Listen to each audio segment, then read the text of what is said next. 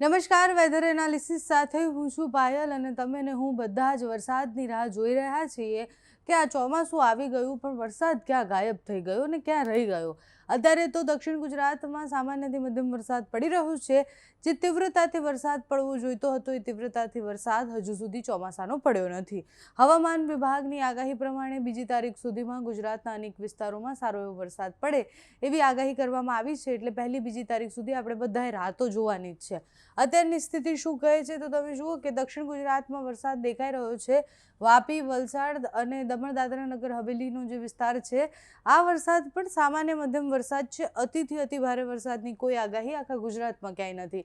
વડોદરામાં વરસાદ પડી રહ્યો છે. વડોદરામાં વરસાદ અને સાથે જ દરિયાકાંઠાનો વિસ્તાર એટલે ઓખાથી લઈ અને આ બાજુ મહુવાના દરિયાકાંઠાના વિસ્તારમાં વરસાદ પડવાની સંભાવના છે.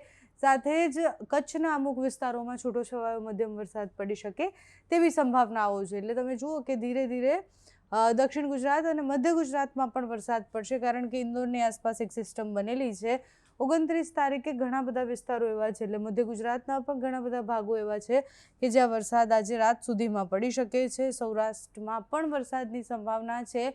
ગોધરા, દાહોદ, વડોદરા, છોટાઉદેપુર, નર્મદા, આ બાજુ સુરત, નવસારી, વાપી, દમણ આ બધા વિસ્તારોમાં સારો એવો વરસાદ પડે તેવી સંભાવના છે. મહુવામાં પણ ગાજવીજ સાથે વરસાદ પડશે.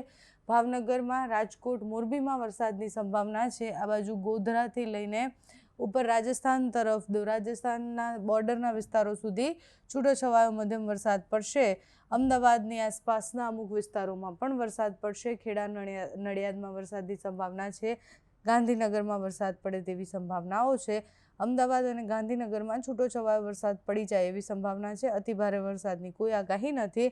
30 તારીખની સ્થિતિ જોઈએ તો પાછો એ વરસાદ જે છે એની તીવ્રતા જે છે એ ઓછી થતી દેખાય છે. દક્ષિણ ગુજરાતના અમુક વિસ્તારોમાં છૂટોછવાયો વરસાદ હોય એવી સંભાવનાઓ છે. એના પછી તમે જુઓ કે 30 તારીખે સાંજ સુધીમાં વાપીથી એક સિસ્ટમ જે છે આ સિસ્ટમ બનેલી છે. ધીરે ધીરે જેમ જેમ ઉપર આવશે એની અસરો દેખાતી રહેશે. એટલે સુરતમાં પણ છૂટોછવાયો મધ્યમ વરસાદ પડે તેવી સંભાવના છે. ભાવનગર, મહુવા, વેરાવળ, પોરબંદર, ઓખામાં વરસાદની સંભાવના છે. મોરબીમાં વરસાદ પડે તેવી સંભાવના છે. 30 તારીખે તીવ્રતા વધશે. દક્ષિણ ગુજરાત આખાને સમાવશે અને સાથે જ સૌરાષ્ટ્રના ભાગોને પણ. અને 30 તારીખે સાંજ સુધીમાં ગુજરાતના અડધાથી વધારે ભાગો એટલે મધ્ય ગુજરાતને પણ કવર કરશે, ઉત્તર ગુજરાતને પણ કવર કરશે એવો વરસાદ પડી રહ્યો છે. એટલે આગામી 24 કલાકની અંદર ગુજરાતમાં ભારે વરસાદ પડે તેવી સંભાવના છે. 30 તારીખ પહેલી બીજી તારીખે ગુજરાતમાં સારા વરસાદની આગાહી કરવામાં આવી હતી અને 30 તારીખે તમે જુઓ તો તમને વિંડીથી ખબર પડે કે આખા ગુજરાતમાં વરસાદ બતાવી રહ્યા છે. એટલે 30 તારીખની આસપાસ ગુજરાતમાં સારો વરસાદ રાત સુધીમાં પડી જાય તેવી સંભાવના છે. ધીરે ધીરે ઉત્તર ગુજરાત તરફ એ સિસ્ટમ આગળ વધે અને ઉત્તર ગુજરાતમાં પણ એવો વરસાદ પડે તેવું અત્યારે દેખાઈ રહ્યું છે. પહેલી તારીખે દક્ષિણ ગુજરાત આખામાં વરસાદ પડશે. સાથે જ દરિયાકાંઠાના વિસ્તારોમાં ભારે વરસાદ બતાવી રહ્યા છે. આ બાજુ મધ્યપ્રદેશથી એક સિસ્ટમ જે છે એની અસર છે અને દરિયાકાંઠાના વિસ્તારમાંથી મહારાષ્ટ્રથી આવતી સિસ્ટમની અસર છે, જેના કારણે ભારે વરસાદ આ બધા જ વિસ્તારોમાં પડવાનો છે. સુરતમાં, મુંબઈમાં તમે જુઓ કે અહીંયા રેડ છે એટલે એ જે લો પ્રેશર સિસ્ટમ કહેવાય એ સિસ્ટમ બનેલી છે અને ખૂબ મજબૂત છે. એટલે એની અસરો ખૂબ વધારે થવાની છે. બીજી ત્રીજી તારીખ સુધીમાં તો ગુજરાતના દક્ષિણના ભાગો, દરિયાકાંઠાના વિસ્તારોમાં ખૂબ સારો વરસાદ પડી જાય એવી આગાહી છે. મધ્ય ગુજરાત, ઉત્તર ગુજરાત અને સાથે જ સૌરાષ્ટ્રના લોકોએ હજુ પણ થોડી રાહ જોવાની છે અતિભારે વરસાદ માટે.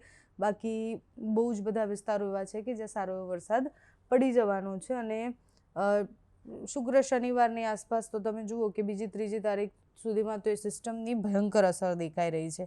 એટલે એના કારણે બહુ જ વધારે વરસાદ એ સૌરાષ્ટ્રમાં પડવાની પણ સંભાવના છે. ત્રીજી તારીખે આખા સૌરાષ્ટ્રમાં અતિભારે વરસાદ છે અને ચોમાસાના આગમન પછી જે વરસાદ પડવાનો હોય એ હવે બીજી ત્રીજી તારીખની આસપાસ પડે તેવી સંભાવના છે. આ બાજુ દક્ષિણ ગુજરાતની સ્થિતિ પણ એ રહેવાની છે. દક્ષિણ ગુજરાતમાં પણ ખૂબ વધારે વરસાદ પડવાનો છે. અત્યારે ચોમાસું બેસ્યા પછી ચોમાસું ક્યાં અટવાઈ ગયું એ પ્રશ્ન હતો. જ્યારે પૂર્વ પશ્ચિમના બંનેના પવનો અને એ સાનુકૂળ જે વાતાવરણ બને એના કારણે ચોમાસું ધીરે ધીરે આગળ વધતું હોય છે. જે બંગાળની ખાડી અને અરબી સમુદ્ર બંને એક્ટિવ હતા, પણ બંગાળની ખાડી ખૂબ વધારે એક્ટિવ હતી અને એટલે જ જે ચોમાસું જે છે એ દક્ષિણ ગુજરાતમાં પ્રવેશ્યું, ત્યાં છૂટોછવાયો વરસાદ પડ્યો પણ પછી જે વરસાદ પડવો જોઈતો હતો એવો વરસાદ ન દેખાયો. ધીરે ધીરે આગળ વધ્યું. ચોમાસું મોડું નથી અને ચોમાસું નબળું પણ નથી. અત્યારે જે વરસાદ ઓછો પડ્યો છે એનાથી આપણે એવી આગાહી ન કરી શકીએ કે આ વખતે ચોમાસું નબળું છે.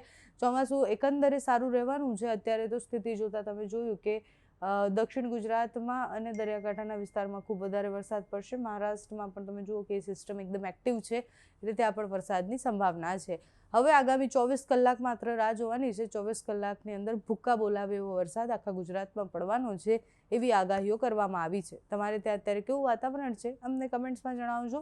અત્યારે આ વિડીયોમાં બસ આટલું. જો તમે અમને યુટ્યુબ પર જોઈ રહ્યા હોય તો સબસ્ક્રાઈબ કરજો, ફેસબુક પર જોઈ રહ્યા હોય તો ફોલો કરજો, અમારા આ વિડીયોને લાઇક અને શેર કરજો.